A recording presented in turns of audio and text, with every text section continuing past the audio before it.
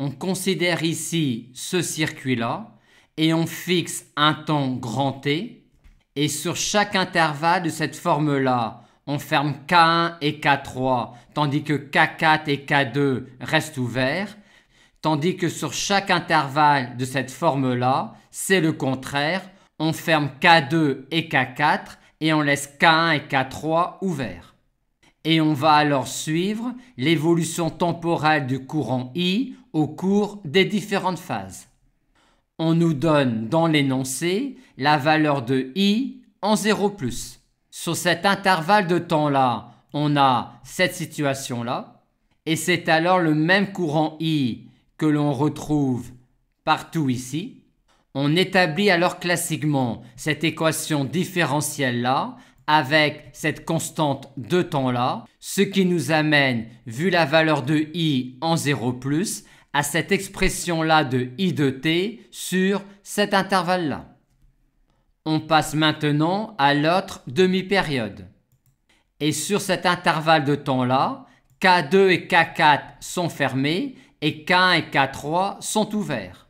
Si on note I'0, la valeur de I en t sur 2+, elle est également égale, par continuité du courant qui traverse une bobine, à cette valeur-là de I en t sur 2-. On a sur cet intervalle de temps-là une situation analogue à la précédente, vu que c'est le courant I que l'on retrouve partout ici.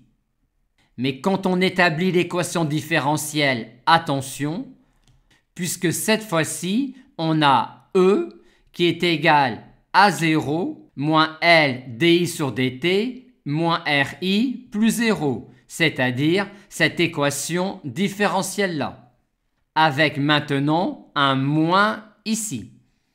On en déduit alors classiquement la valeur de I sur cet intervalle de temps-là, et on poursuit cette alternance-là d'ouverture et de fermeture des interrupteurs.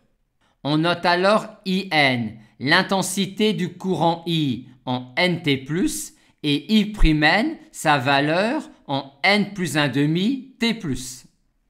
On nous demande alors de déterminer IN et I', et en déduire le tracé de I de t.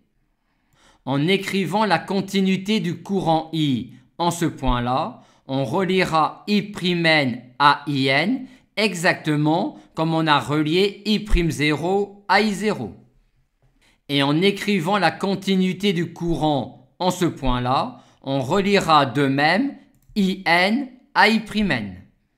Et en additionnant ces deux relations-là, on trouve que I' plus IN égale 0, soit I' égale moins IN, ce qui nous donne à partir de cette relation-là, cette expression-là de I' et son opposé pour IN.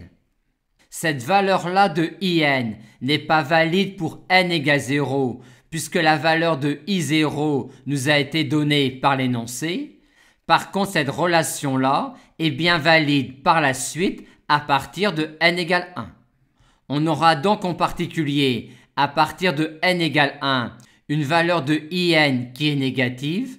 On va donc, à partir de n égale 1, sur ces intervalles-là, croître de IN qui est négatif à I' qui est positif.